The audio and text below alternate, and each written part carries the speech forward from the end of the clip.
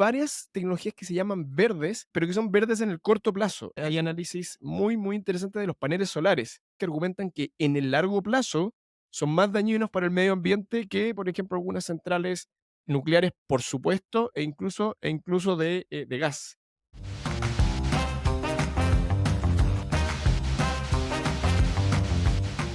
Hola, ¿cómo están? Bienvenidos a un nuevo capítulo de Emergente. Soy Tomás Sánchez y con Daniel San Martín estamos todas las semanas intentando entender qué está pasando a la vanguardia de la tecnología, de la economía, de la política a nivel global para entender cómo eso está cambiando nuestra sociedad. Daniel, ¿cómo estás? Muy bien, Tomás, con muchas ganas. Tenemos hartos temas interesantes esta semana, no solo para entender hacia dónde va el mundo, sino también para entender cómo estos cambios nos afectan a cada uno de nosotros. Oye, bueno, voy a hacerme cargo de las tareas que nos pasó nuestra querida productora, Hanna, y me dijo que le recordara a todos nuestros auditores que se leyeran el libro de Daniel San Martín, un libro fascinante. Si a usted le gusta la ciencia, le gusta entender cómo funciona justamente el mundo, bueno, Daniel escribió un libro que se llama Clarity, y en ese libro, la verdad es que se pega un proyecto ambiciosísimo de intentar explicar qué tienen en común los átomos, los animales, las personas, y de una otra manera va explicando cómo toda la realidad responde a patrones similares. Daniel, expliqué tu libro bien, ¿o no? La verdad que esto me toma por sorpresa, no sabía que Hanna, nuestra productora, había pedido esta parte. Sí, la verdad que bien, bien grandilocuente la descripción, tiene que ver con eso, tiene que ver con una gran narrativa del mundo desde el Big Bang hasta nuestros días y entender por qué el mundo es como es. De hecho, justo anunciar, no sé si va a alcanzar a salir este capítulo, pero este jueves 16 de noviembre en Santiago de Chile vamos a estar haciendo una charla sobre el libro. Nos invitaron a una conferencia en la Universidad del Desarrollo bien grande, así que creo que después vamos a poder compartir el link de esta charla a la gente que le interese conocer un poco más. Y dado que ya me sorprendiste con esto, Tomás, Tomás está siendo demasiado humilde y él también publicó un libro buenísimo, la verdad, de Editorial Planeta, que trata de estudiar, cuestionar y imaginar lo que es la empresa. Se llama Public Inc. Y de verdad yo lo leí, yo siempre digo esto, ¿ah? Pero cuando uno lee un libro en el cual hay ideas en las que yo no estoy de acuerdo, pero de verdad te fascina, es porque está muy bien escrito y porque tiene ideas profundas y fascinantes. Así que también recomiendo el libro de Tomás. Nos estamos tirando flores para partir este capítulo, Tomás Sánchez. Está muy bien, Daniel. Estamos simplemente haciendo caso. Nosotros somos un par de tipos muy obedientes. Oye, quiero comenzar con algo que está pasando y que está muy simpático, que tal vez no es tan grandilocuente, pero es de esas aplicaciones de la tecnología que yo siempre pensé que íbamos a ver antes, ¿bien? Y es que Google Maps está trabajando con más de 10 ciudades en 4 continentes diferentes, entre ellas Yakarta, Río de Janeiro, Hamburgo en Alemania y también en Seattle, en Estados Unidos, donde lo que están viendo, están optimizando el tráfico en base a la información que tiene Google Maps y con eso van alimentando de manera inteligente y en tiempo real a los semáforos. ¿Bien? Y con eso, en el caso de Seattle, ya han logrado hacer que los autos se detengan un 30% menos y por lo mismo terminan bajando más de un 10% las emisiones de carbono de gases contaminantes, ¿cierto? Y no sé, creo que es un caso como tan obvio, fascinante, tangible, que me alegro de que toda esa data que tiene Google Maps haga que las ciudades sean más amigables. Sí, esto me lleva a pensar, primero estas son las típicas ideas que uno dice, ¿cómo no se me ocurrió antes? Una vez que uno escucha esto, dice, ¿por qué tenemos estos semáforos tontos que tienen tiempos predeterminados y que no dependen del tráfico? Siempre imagino que en el futuro le vamos a contar a nuestros nietos cómo era y nos van a preguntar, ¿pero cómo? ¿El semáforo no dependía del tráfico? No, teníamos que estar en una esquina esperando 5 minutos aunque no hubiera nada.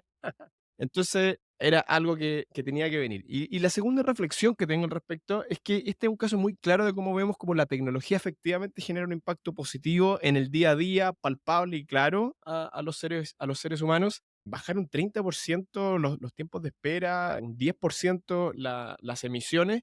Espero que llegue pronto al resto del mundo y de Latinoamérica en particular. Ciudad de México creo que se vería tremendamente afectado de manera positiva, Buenos Aires, Lima, así que vamos a esperar que llegue a todos lados. Sí. Bueno, hablando de eso, me está recordando del pasado, y es que donde crecí, en Santiago, Chile, ¿cierto? Hay una una rotonda que durante un tiempo yo me acuerdo que pusieron un tipo muy alto en una gran torre, así como una gran torre de vigilancia, que básicamente prendía y apagaba los semáforos, intentando justamente manejar el tráfico de una manera un poco más inteligente, pero que sin duda debe haber estado generando un desastre más allá en otras calles que tal vez se veían descoordinadas por esta acción centralizada y, valga la redundancia, descoordinada. Bien, No, y mientras pobre ser tanto, humano tratando de imaginar, de prever solo con su mente, de mirar allá, claro. Es un buen intento, pero me imagino que no se acerca ni un poco a la efectividad de este sistema que toma data en tiempo real y como dices tú, a nivel agregado de toda la ciudad. no, claro, de nivel sistémico, entendiendo de que lo que hago yo con un semáforo en esta esquina me puede impactar varias cuadras más allá y termina generando un desastre o algo muy, muy, muy virtuoso.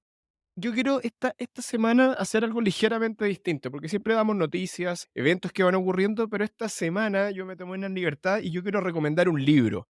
Un ¿Ok? libro que de hecho no es tan nuevo, no sé si se va a ver para la gente que nos está viendo en pantalla. Este libro se llama The Master Algorithm en inglés, el algoritmo maestro, y es a mi juicio el único libro que yo he leído al menos que explica en detalle cómo funcionan diferentes modelos de inteligencia artificial, pero que es entendible para un no experto y que es entretenido.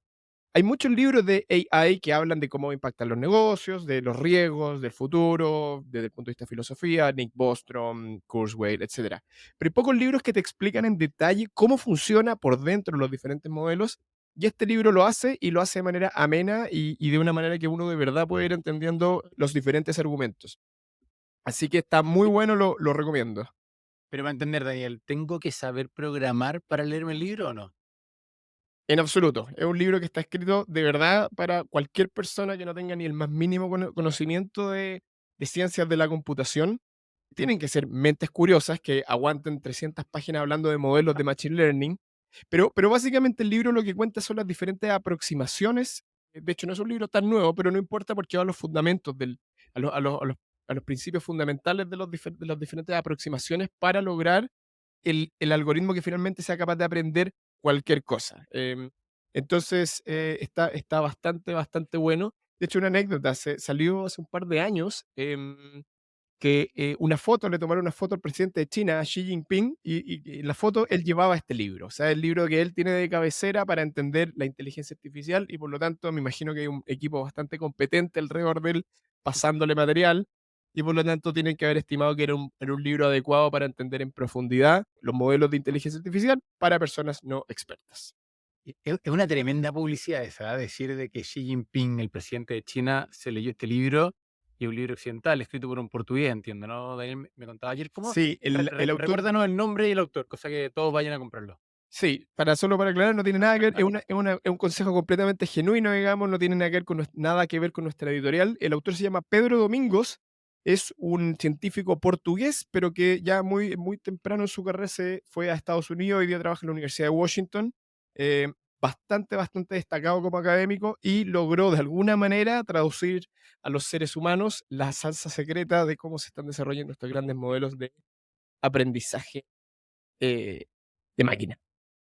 Buenísimo. Bueno, quiero seguir con un tema que creo que está bien interesante y que probablemente a personas que están en Bolivia, en Argentina y en Chile les va a sonar familiar. Y es que vamos a hablar de electromovilidad. Pero normalmente hablamos de este tema en términos de cómo hoy día todo el mundo del transporte está pasando de combustibles fósiles a baterías eléctricas, porque lo vemos como una tremenda oportunidad. Es decir, las mayores reservas de litio en el mundo, el componente principal que tienen las baterías hoy día, está en Bolivia, en Argentina y en Chile, ¿cierto? Sin embargo, este año ha sido el año récord de inversión en baterías eléctricas. O todavía no es récord, pero va encaminado a hacerlo. ¿Bien? ¿Por qué? Voy a ir con los datos. El tema es que el año 2021 se invirtieron 12 billones de dólares, es decir, 12 mil millones de dólares en startups que estaban haciendo baterías alternativas. El año 2022 llegó a casi 8 mil millones y este año ya se han superado los 9 mil millones. ¿Por qué esto es importante? Y es que cada vez más la regulación está siendo más exigente con el reciclaje y, por decirlo así, con lo que se llama la responsabilidad extendida del fabricante. ¿Bien? Y por lo tanto, parte de la promesa de comprarme un auto eléctrico es que este es más sustentable con el medio ambiente. Y lo que está pasando es que hoy día las baterías de litio es imposible de reciclarlas. Y como ya está pasando la primera década de la primera camada de autos eléctricos, con lo que se están enfrentando los fabricantes es que están haciendo esta promesa, pero no pueden cumplir la capacidad de reciclaje de las baterías eléctricas. Entonces, Daniel, estamos viendo cómo, de alguna manera, eh, la industria de las baterías en base a litio tiene una amenaza relevante. Sí, esto me lleva una vez más a hacer dos reflexiones. Primero, he visto que mucho de la estrategia futura de tanto de Chile como de Argentina se basa en el litio y hay que estar muy atento porque hay cambios rápidos. Podría ser que en un par de años más cambie por completo la estrategia y todo este, el santo grial que tenemos del litio, que donde de hecho hicimos un capítulo, si quieren verlo, está disponible en nuestros canales, que tenía que ver con cómo los países deberían establecer una estrategia coherente a largo plazo, dada la ventaja del litio. Pero claro, pero esto nos muestra cómo funciona el mundo de la tecnología y el mundo de los cambios, em, digamos, económicos, en donde hay pequeños ajustes o pequeños elementos que no son predecibles y que hacen que todo cambie. Por lo tanto, eso le da un espaldarazo al argumento de que los países deben tener matrices diversificadas de producción. Economías complejas, es decir, no deben depender de un solo material. Esa es mi primera reflexión con esto que está ocurriendo. Y lo segundo tiene que ver con que hay varias tecnologías que se llaman verdes, pero que son verdes en el corto plazo. Yo estaba Mm, leyendo también, hay análisis muy interesantes de los paneles solares, donde se dice que los paneles solares hay algunos autores que argumentan que en el largo plazo son más dañinos para el medio ambiente que, por ejemplo, algunas centrales nucleares, por supuesto, e incluso de gas. bueno, Porque el 90% del panel eléctrico de producción de energía solar actual, con la tecnología actual, el 90% de los materiales no se puede reciclar. Y por lo tanto, todo eso que se saca al ambiente, una vez que se descarta luego de 10, 20 años, básicamente queda en un vertedero. Entonces, como humanidad, básicamente el gran desafío ahora es tecnologías que sean limpias, que no tengan emisiones en el corto plazo, pero que en el largo plazo también sean sostenibles. Y esto lo que estamos viendo ahora es que por fin la industria a nivel económico están los incentivos para movernos en esa dirección. claro. Es que lo que pasa es que hay por un lado un nivel económico, hay otro nivel de marketing y hay otro nivel de regulación, ¿cierto? En el caso de Europa ya se está estudiando y hay una ley que va en camino que se llama como el Battery Passport, ¿bien? Y tiene que justamente con que desde el 2031 se van a exigir mínimos niveles de reciclar los materiales que están dentro de las baterías de cualquier tipo de vehículo o de cualquier tipo de uso, ¿bien? Y eso en un contexto donde, en el caso de Estados Unidos, por ejemplo, hoy día menos del 5% de las baterías de litio son capaces de ser recicladas, entendiendo que el reciclaje de una batería de litio es muy complejo porque tiene un montón de metales raros mezclado con un montón de químicos y por lo tanto termina teniendo que calentarse para el fondo derretir la batería a más de 1400 grados centígrados. ¿Bien? Es decir, estamos hablando de todo un nuevo proceso industrial completamente desde cero, ¿bien? Tal como cuando se derrite chatarra, ¿bien? Para poder reciclarlo. Y por lo tanto, termina siendo muy caro y al mismo tiempo termina siendo costoso, etcétera, etcétera. ¿Bien? Y es esa presión, por un lado, es decir, el término más regulatorio, sumado a la presión, si lo queremos, de marketing, es decir, las personas quieren comprar un auto que sea sustentable y no quieren escuchar de que su auto, cuando lo abandonen, no va a poder ser reciclado, que esto es lo que genera esta presión económica para que un montón de empresas en Inglaterra, en Estados Unidos, en Alemania, en Hong Kong, estén hoy día invirtiendo en esto y curiosamente se está volviendo a una tecnología que ya se había utilizado antes, que son baterías en base a agua.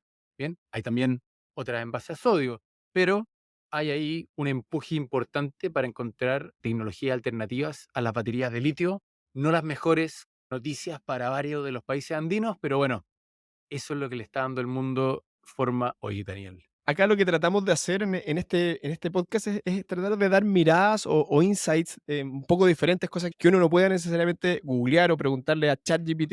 Y esta mirada de que hay tecnologías verdes que en el largo plazo son muy poco verdes es súper interesante. De hecho, en una dirección similar, hay algunos analistas que sostienen que en muchos países los autos eléctricos son incluso en el corto plazo, muy contaminantes, porque la energía eléctrica en sus países se produce con métodos muy, muy sucios. Ah, Sí, India, un caso que es, en algunas regiones virtualmente toda la electricidad se produce con petróleo. O sea, por lo tanto, cada vez que yo uso mi auto eléctrico, lo cargo en la red y por lo tanto estoy quemando literalmente más y más petróleo. Y por eso muchos gobiernos están tratando de avanzar en estas miradas holísticas de tratar de medir el efecto neto tanto del sistema completo, desde el consumo directo hasta la generación, y ojalá, y este es el gran insight que espero que estemos dando en este podcast, también intertemporal, es decir, ver cuánto estamos afectando el ambiente no hoy, sino que en el largo plazo. Así que, claro, eso debería ser la manera en que se enfrente esto, mirándolo holísticamente, ¿cierto, Tomás? tal cual. Oye, vamos al último tema, porque este es un tema que lo propuso Daniel, creo que está muy interesante. Podríamos ser de alguna manera ciertos símiles con Latinoamérica, pero partamos por Europa.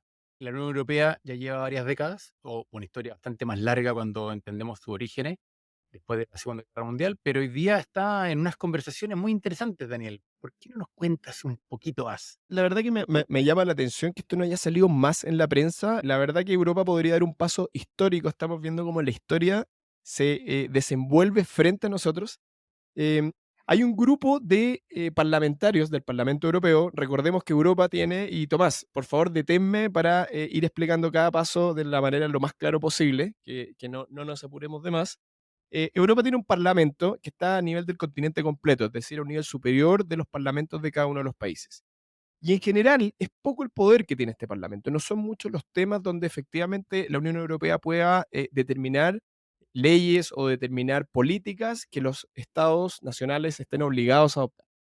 Sin embargo, un grupo está empujando un cambio bastante, bastante radical en la institucionalidad europea para hacer que muchas decisiones se tomen a nivel europeo y ya no de países.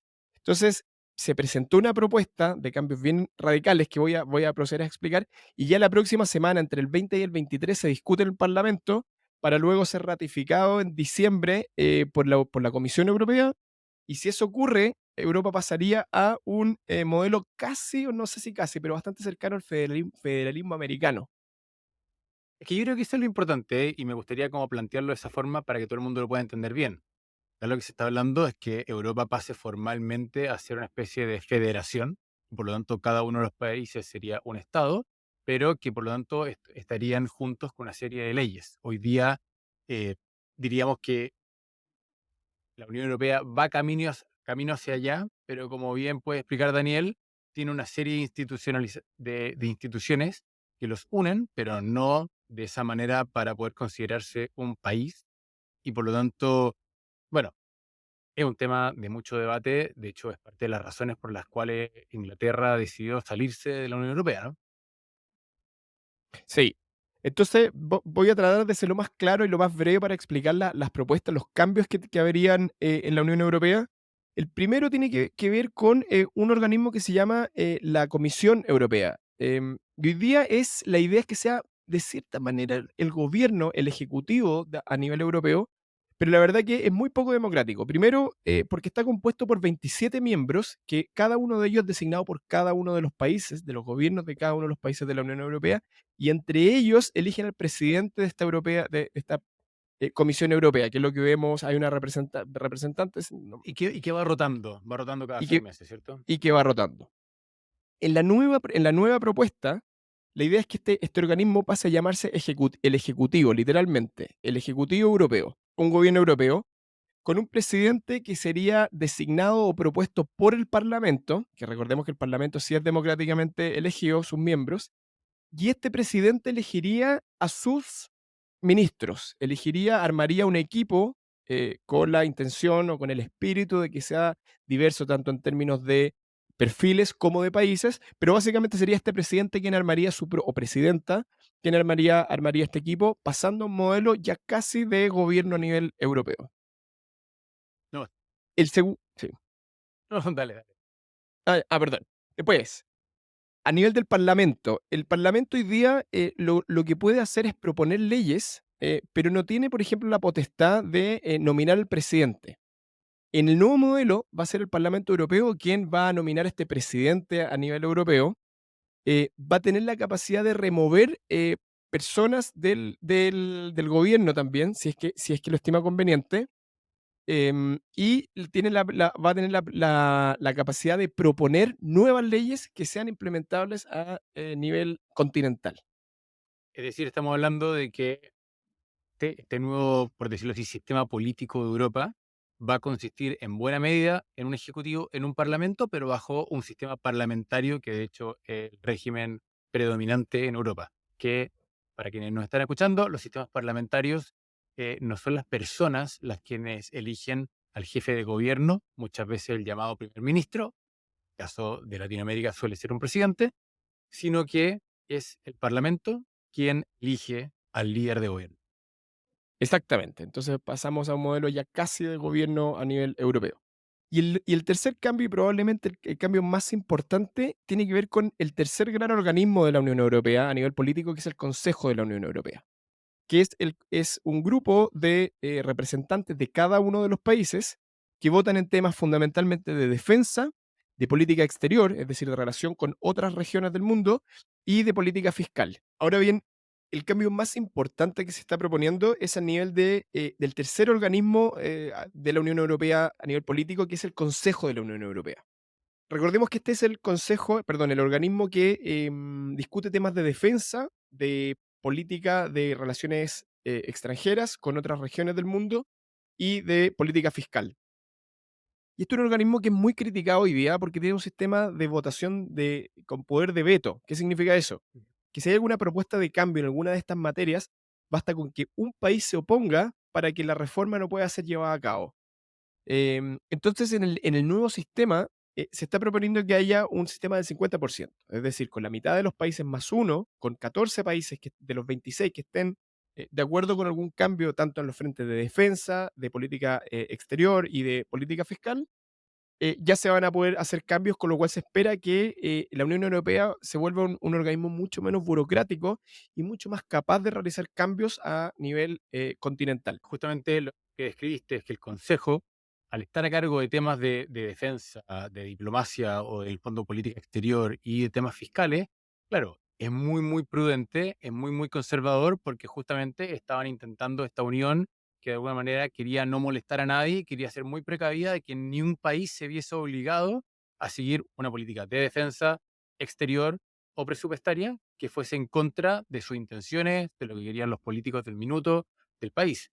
Pero como tú bien estás diciendo, dando este paso significativo hacia el federalismo, claro, la democracia manda, la mitad más uno es lo que se hace ley y por lo tanto este Consejo Europeo perfectamente podría mandatar temas fiscales a cualquiera de los países a pesar de que ellos hayan estado en desacuerdo. Exactamente. Y otro cambio importante es que se le da a este Consejo y en general a la Unión Europea la capacidad de tomar decisiones sin consultar a los países en determinadas materias. En particular, en el tema ambiental y de biodiversidad, lo que la Unión Europea determine, cada uno de los países no van a poder oponerse. Es decir, si la Unión Europea dice vamos a adoptar determinada ley medioambiental, los países es vinculante, es decir, los países están obligados a adoptarla. Y después en otra serie de materias, tanto de salud pública, educación, economía, incentivo a la producción, protección a los derechos civiles y muchos otros, Europa ahora va a poder hacer recomendaciones que los países van a poder aceptar o no, pero que la idea se está diseñando para que los países estén básicamente invitados a ir adoptando las políticas que se determinen a nivel continental. Mira, yo creo que esto abre un tremendo debate que da para más de los próximos 5 minutos, pero intentando abordarlo solamente en un par de minutos. Que, por un lado, hay que tomar un poco la lección que fue el Brexit. Es decir, el Brexit, si bien fue una elección muy cerrada, que se ganó por pocos votos relativamente hablando, sí había un punto muy importante que hacían las personas, por decirlo, que hicieron un buen análisis del Brexit, y es que decían, Inglaterra, o mejor dicho, el Reino Unido, perdón, cuando estuvo en la Unión Europea, solamente en el 99% de las votaciones del Parlamento Europeo estuvo en el lado que perdió.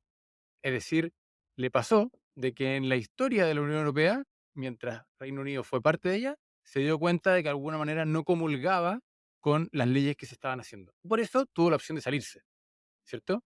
Y esto es un poco como la amenaza que a veces hace como Texas dentro de Estados Unidos, en que dice, oye, Claro. Yo la verdad es que no tengo nada que ver con las leyes de que el resto del país está votando, haciendo, y me veo obligado a hacerlo.